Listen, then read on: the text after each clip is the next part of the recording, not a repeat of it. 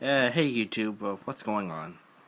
Well, I wanted to make this video to talk about me a little bit, who I am. Um, I'm 19 at the moment, and if you're wondering about my YouTube name, I used to be, like many other people, I used to be obsessed with vacuum cleaners. I would go to garage sales, I would go to flea markets, I would go to thrift stores, and I would just look for vacuum cleaners, and if it was something that interested me, I would buy it. And I still have a small collection that I may get rid of, but I may keep a couple around, just to vacuum, when need be. But now my new liking is Apple, specifically the different Macintosh computers and their iPod line, well, nowadays called iOS, if it's like an iPod Touch. I started taking this new liking from vacuum cleaners to Apple when I first got my Power Mac G4 in March of 2011. I'd gotten it as a birthday present. It was my first Mac. I had been saying, well, I would like a Mac, because I had for years, since I was a little kid, I had always used PC, and I still do to this very day. I don't find anything wrong with PC. It's not my cup of tea, so to speak. I mean, I wouldn't personally go out and buy a PC, but I had been using PC for a long time, and my problem was, I don't think it was technically my fault, because my mom's computer, a Dell Dimension E520, I believe, from about 2007, '07, had been getting some BSODs. If you're not familiar with those are, you should be, the blue screen of death. And my mom associated the blame to YouTube. And I had also gotten frustrated with the sluggishness of that dimension. It's still pretty slow, even till today. So I asked my roommate at the time for a Mac, and she knew somebody that not only fixed but sold Macintosh computers. So my first Mac and my first obsession with Apple was this Power Mac G4. It was a 2002 model. It was a dual 1 gigahertz. It was, at the time, you gotta remember, this was my first Mac, so it was not a brand new Macintosh in any way. It was a dual 1 gigahertz. It had, I think, 256 megabyte RAM, and had the ATI Radeon 9000 Pro, and it had an 80 gigabyte IDE drive and a super drive in it. So it was pretty well equipped for back in the day. I had a what did I have? I had a 15-inch little 15-inch ADC display hooked up to it. It was pretty nice. And then I started using Macs at school, and I think the first Mac I used at my high school was a mid 2006 17-inch 1.83 gigahertz Core 2 Duo education specification, with the GMA 950 graphics card in it, so it was integrated. And my school still has all of them, and they still work. And I had been liking Apple since. I had gotten a couple PowerBook G4s, which I'm not too fond of now. They're really not worth a whole lot, because they're older. So I've been looking into quite a bit here. I kind of want a Mac that will let me install a solid-state drive, because the iMac will, but the older generation iMacs, like the aluminum models from like 2007 and up, you have to remove the optical drive. There's no way to, basically what I'm saying, there's no way to have both optical drive and SSD drive.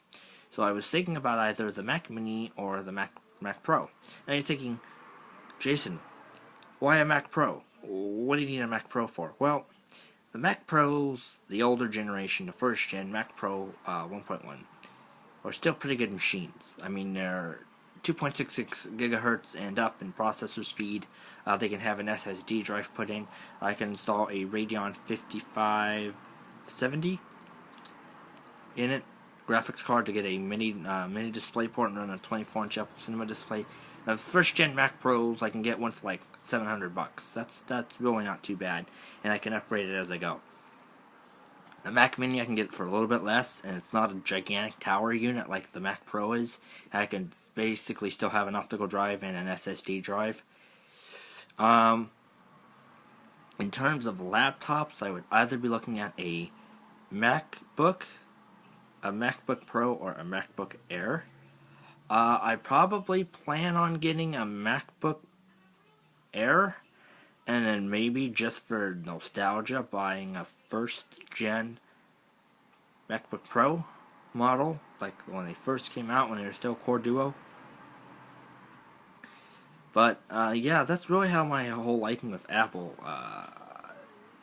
got going. I kind of moved away from vacuum cleaners. I thought, well, man, this is kind of boring. I think I might have a little bit more fun learning about Apple. What do I do in my spare time? Well, I research Apple. I mean, past products too, of course, and present products, and I look up to see, what future stuff is gonna come out. I'm actually also thinking about applying for a position as either a genius or a specialist. This is post high school. I got about another month or so of high school left, and then I graduate. I'm getting good grades so far, and I plan to go on continued education. Now, what that is it's not academics. It's not what you would think is, you're sitting in a classroom, you're doing math, you're doing English. What the continued education is I'm going to be, I'm basically going to be out and about in the community. I'm going to, go to, places to eat, get a beginner job, and, start making, a little bit of money. They're going to actually set me up with a starter job to kind of get me going. Although Apple does not necessarily say, and they don't require you have any kind of job experience, but it's always good to have it. It helps. So I plan to, get some, job experience going here, and I plan to apply for either a specialist or to get really hands-on, a genius at a local Apple store. I mean, hey, the pay's not all that good for a sales specialist. I think it's like, what is it, $11 an hour? $8 an hour, something like that. But you know what, hey, you get to help people. And if you're a genius, you get to, troubleshoot, people's equipment. Say somebody brings in, a MacBook and the hard drive is dead. Well, obviously, we'd put a new hard drive in, right? So, yeah, that's post-high school plans. So, that's pretty much about me. I've moved away from the vacuum cleaners, and I've moved to tech. More tech-related. My thoughts, personally, on Android devices, I should say. For me, not my cup of tea. I've seen them, and I've played around on them a little bit. They're not my cup of tea. I really do prefer the iDevices. The iPhone and the iPad. And my thing on BlackBerry, no. Text is small. The letters for the keyboard are usually small. They're not very user friendly. So my personal preferences, the iPhone. Again, Android, not my cup of tea.